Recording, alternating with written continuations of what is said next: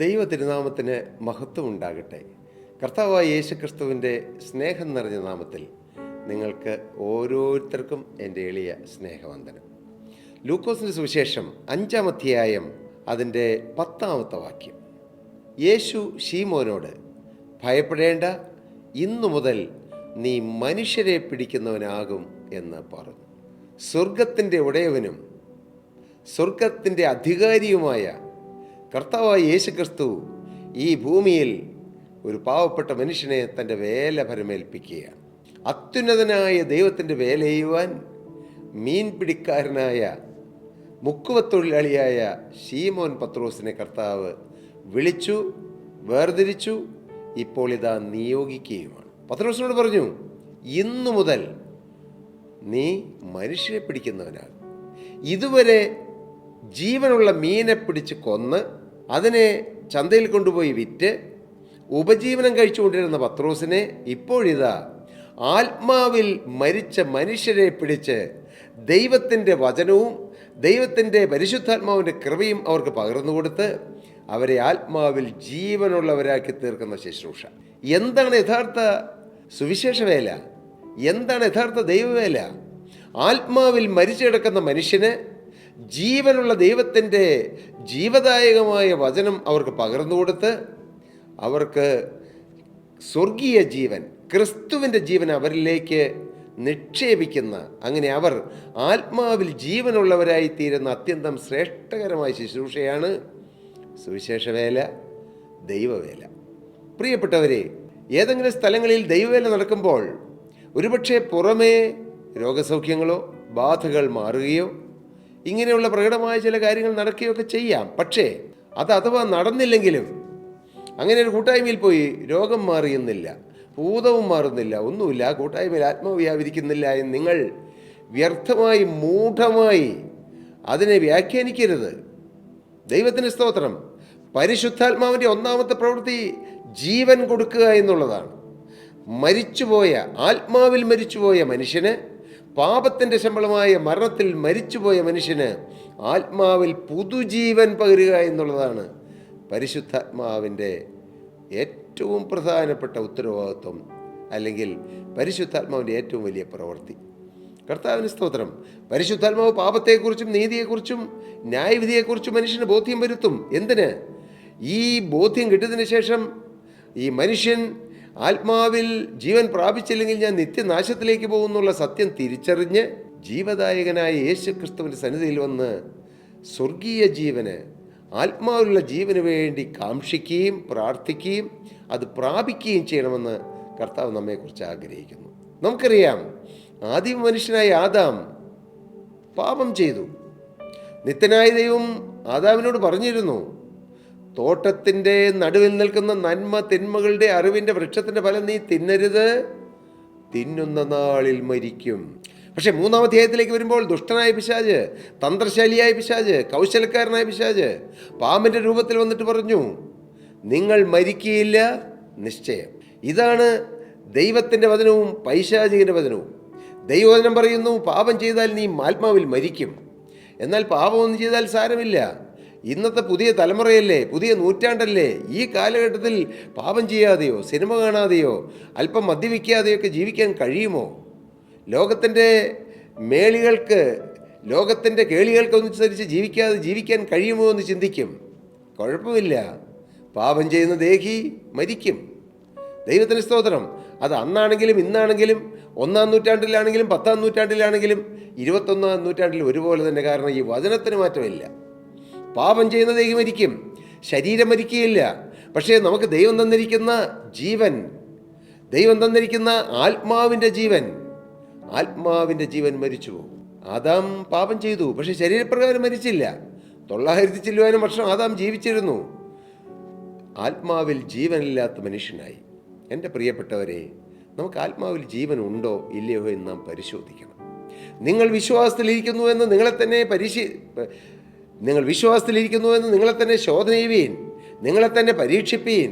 നിങ്ങൾ കൊള്ളരുതാത്തവരല്ല എന്ന് വരികിൽ ക്രിസ്തു നിങ്ങൾ വസിക്കുന്നു എന്നറിയുന്നില്ലയോ?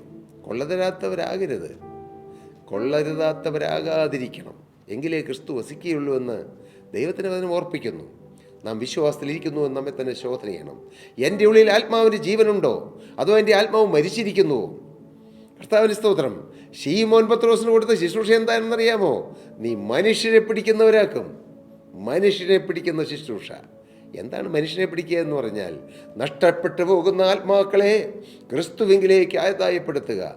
കർത്താവ് പറഞ്ഞു, ഒരു ഇടയന് 100 ആടുണ്ടെങ്കിൽ അതിൽ ഒന്ന് കാണാതെ പോയാൽ ഇടയൻ 99നെയും വിട്ടേച്ച് 100ാമത്തെ ആടിനെ തെരഞ്ഞ് കണ്ടുപിടിക്കും. ബുദ്ധിയിൽ നോക്കിയാൽ ബുദ്ധിമാന്മാരായ മനുഷ്യർ പറയായിരിക്കും, 99 പിന്നെ ഒരെണ്ണം പോയാൽ എന്നാ കുഴപ്പം? മാത്രമല്ല, ഈ 99 ഇവിടെ ഇട്ടിട്ട് പോയാൽ ഇതിൽ കുറേ എണ്ണത്തിന് എങ്ങാൻ വല്ലതും പിടിച്ചുകൊണ്ട് പോയാലോ, കടുവയോ അല്ലെങ്കിൽ സിംഹമോ ഒക്കെ പിടിച്ചുകൊണ്ട് പോയാൽ പോയില്ലേ? എൻ്റെ പ്രിയരെ, ആ നിത്യനായ ദൈവത്തിൻ്റെ സ്നേഹത്തിൻ്റെ പ്രദർശനമാണിത്.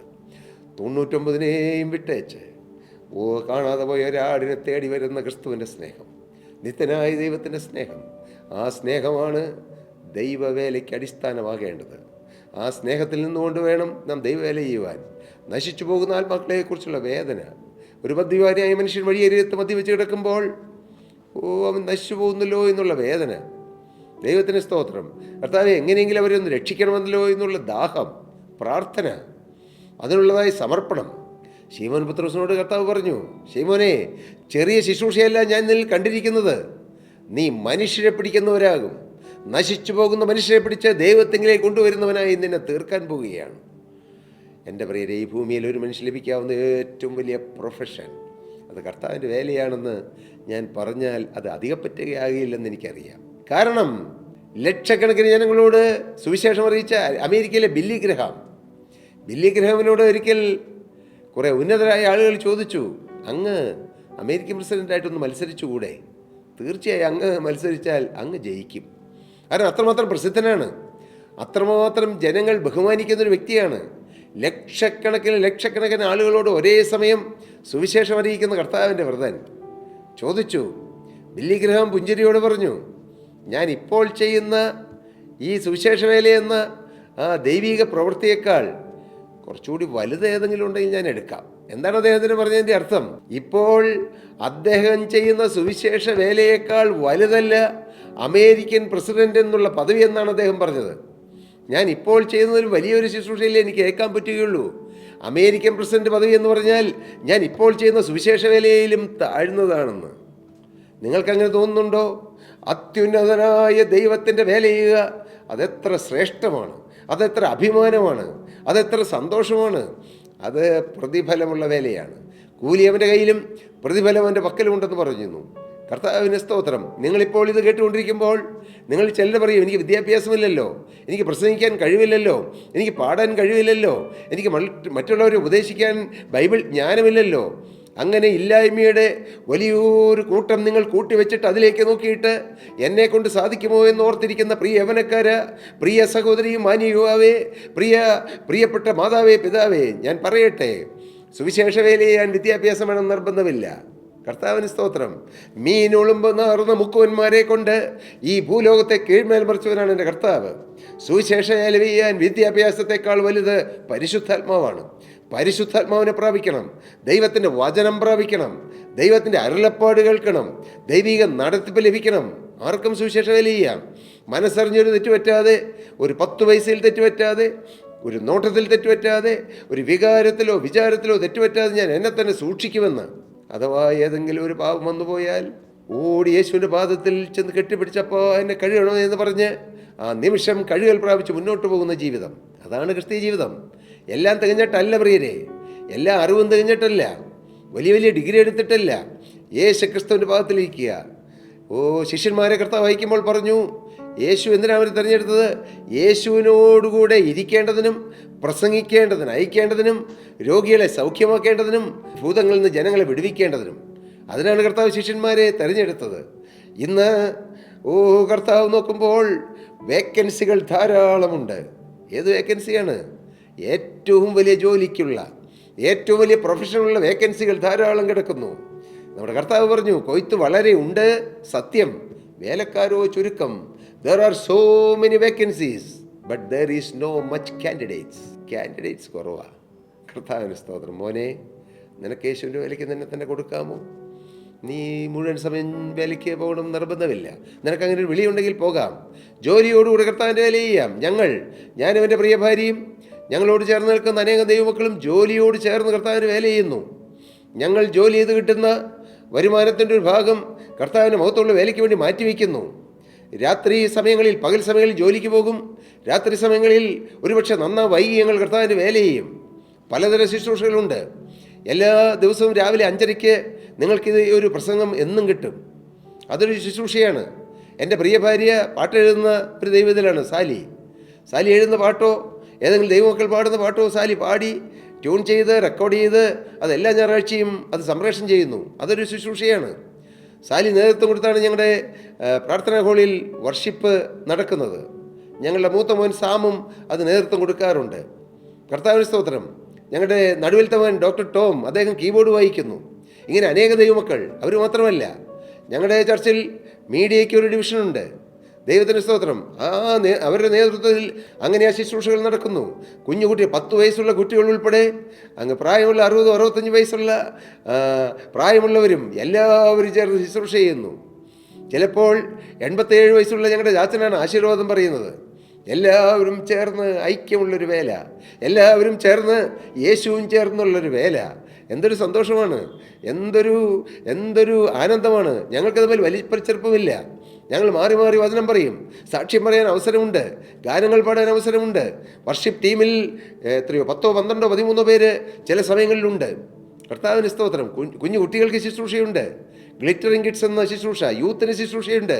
ബീക്കൺ യൂത്ത്, സഹോദരിമാർക്ക് പ്രത്യേക ശുശ്രൂഷയുണ്ട്. റേഡിയൻ വിമൻ, 35 വയസ്സിൽ മുകളിലേക്കുള്ള സഹോദരന്മാർക്ക് പ്രത്യേക ശുശ്രൂഷയുണ്ട്. പൈനിയർ മെൻ ഫെലോഷിപ്പ്, വെളുപ്പിന് 4:00 എഴുന്നേറ്റ് പ്രാർത്ഥിക്കുന്ന ഒരു പ്രാർത്ഥനാ കൂട്ടമുണ്ട്. Prayer warriors team. ആര് വിളിച്ചാലും അവർക്ക് പ്രാർത്ഥിക്കുകയും അവർക്ക് വേണ്ട കൈത്താങ്ങൾ കൊടുക്കുകയും ചെയ്യുന്ന പ്രെയർ ഡെസ്ക് ഉണ്ട് ഞങ്ങൾക്ക്. പ്രിയപ്പെട്ടവരെ, ഇത് കൂടാതെ രാത്രികാലങ്ങളിൽ പോയി വിവിധ സ്ഥലങ്ങളിൽ പോകുന്ന പ്രെയർ ട്രാവലുണ്ട്. എല്ലാ എളിയ രീതിയിൽ കർത്താവിൻ്റെ പ്രയാൽ ഭംഗിയായി നടക്കുന്നു. കർത്താവിന് സ്തോത്രം. മോനെ, നിനക്ക് കിട്ടിയ സമയം നീ കർത്താവിന് വേണ്ടി ഉപയോഗിക്കണം. നിനക്ക് കിട്ടിയ ആരോഗ്യം, നിനക്ക് കിട്ടിയ സ്വാധീനം, നിനക്ക് കിട്ടിയ പണം, നിനക്ക് കിട്ടിയ ഭവനം, നിനക്ക് കിട്ടിയ വാഹനം, നിനക്ക് കിട്ടിയ എല്ലാ സ്വാധീനങ്ങളും, നിൻ്റെ ശബ്ദം, പാടാൻ കഴിവുണ്ടോ, അത് കർത്താവിന് വേണ്ടി ഉപയോഗിക്കണം. അങ്ങനെ എന്തെല്ലാം പൊട്ടൻഷ്യാലിറ്റീസ് നിങ്ങളിലുണ്ടോ അത് യേശുവിന് വേണ്ടി സമർപ്പിക്കണം. 19-ാമത്തെ വയസ്സിൽ ഞാൻ എൻ്റെ ജീവിതം യേശുവിന് കൊടുത്ത സമയങ്ങളിൽ എൻ്റെ കർത്താവ് എൻ്റെ ഹൃദയത്തിൽ നിക്ഷേപിച്ച ഒരു കാര്യമാണ്, എനിക്ക് യേശുവിനെ സാക്ഷിക്കണം, എനിക്ക് യേശുവിൻ്റെ വേല ചെയ്യണം. ഇനി 55-ാമത്തെ വയസ്സിലും, ആ 19 വയസ്സ് മുതൽ ഈ 55-ാമത്തെ വയസ്സിലും ഞാൻ എളിയ തോതിൽ കർത്താവിൻ്റെ വേല ചെയ്യുന്നു. ആരും നിർബന്ധിച്ചിട്ടല്ല. എൻ്റെ യേശുവിനോടുള്ള സ്നേഹം, ഒന്നുമില്ലായ്മയിൽ തന്നെ ഉയർത്തിയെടുത്തൊരു യേശുവുണ്ട്. ആ സ്നേഹമോർക്കുമ്പോൾ, കാൽവറിയിലെ സ്നേഹമോർക്കുമ്പോൾ ക്ഷീണം തോന്നുന്നില്ല. കാൽവറിയിലെ സ്നേഹമോർക്കുമ്പോൾ തലേദിവസം ഉറങ്ങിയില്ലല്ലോ എന്ന് തോന്നുകയില്ല. സ്നേഹമോർക്കുമ്പോൾ എത്ര കിലോമീറ്റർ വേണമെങ്കിലും വണ്ടി ഓടിക്കാൻ ഒരാരോഗ്യം കർത്താവ് തരുന്നു. എന്തുമായി തീരണമെന്നുള്ള ഒരു ദാഹം കർത്താവ് തരുന്നു. ഏത് ജോലിയും ചെയ്യാം. എത്ര താഴ്ന്നതെന്ന് തോന്നുന്നതും ടോയ്ലറ്റ് കഴുകണമോ കഴുകാം, അതും കർത്താവിൻ്റെ വേലയാണ്. ദൈവമക്കൾ ഉപയോഗിക്കുന്ന ഒരു ടോയ്ലറ്റ് കഴുകുക, അവർക്കൊരു ഗ്ലാസ് വെള്ളം കൊടുക്കുക, അവരുടെ വാഹനം പാർക്ക് ചെയ്യാനുള്ള ക്രമീകരണം ചെയ്യുക, എല്ലാം കർത്താവ് പ്രസാദിക്കുന്ന വേലയാണ്. എൻ്റെ പ്രിയരെ, നിങ്ങൾ കർത്താവിന് വേലയ്ക്ക് വേണ്ടി സമർപ്പിക്കുമോ? ഇന്ന് ദൈവത്തിൻ്റെ പരിശുദ്ധാത്മാവ് ഇന്ന് ഈ തിരുവചനം കേൾക്കുന്ന ഓരോരുത്തരോടും ചോദിക്കുന്നു, മോനെ, നിന്റെ ജീവിതം കർത്താവിൻ്റെ വേലയ്ക്ക് കൊടുക്കുമോ? അതാണ് ഏറ്റവും ശ്രേഷ്ഠം. Just one life, it will soon be past. That which is done for Christ alone will last. ക്രിസ്തുവിന് വേണ്ടി ചെയ്തത് മാത്രമേ നിലനിൽക്കുകയുള്ളൂ. ഞാൻ എൻ്റെ വാക്കുകളെ നിർത്തട്ടെ. നിങ്ങൾ എന്തു പറയുന്നു? കർത്താവിൻ്റെ വേലയ്ക്ക് സമർപ്പിക്കൂ. അങ്ങനെയെങ്കിൽ നിങ്ങളുടെ ജീവിതം ധന്യമാകും. നിത്യതയിൽ നിങ്ങൾക്ക് പ്രതിഫലം കിട്ടും. അതിനിടയാകട്ടെ. ദൈവനാമം മഹത്വപ്പെടട്ടെ. പ്രിയ സഹോദരി സഹോദരങ്ങളെ, നിങ്ങൾക്ക് ഏതെങ്കിലും പ്രാർത്ഥനാ വിഷയങ്ങളുണ്ടോ? തീർച്ചയായും ഞങ്ങളെ കോൺടാക്റ്റ് ചെയ്യാം. ഞങ്ങൾ നിങ്ങൾക്ക് വേണ്ടി പ്രാർത്ഥിക്കാം. നിങ്ങളും യേശുവിനോട് പ്രാർത്ഥിക്കൂ. കർത്താവ് നിങ്ങളുടെയും പ്രാർത്ഥന കേൾക്കും. കർത്താവ് അനുഗ്രഹിക്കട്ടെ. ദൈവനാമം മഹത്വം.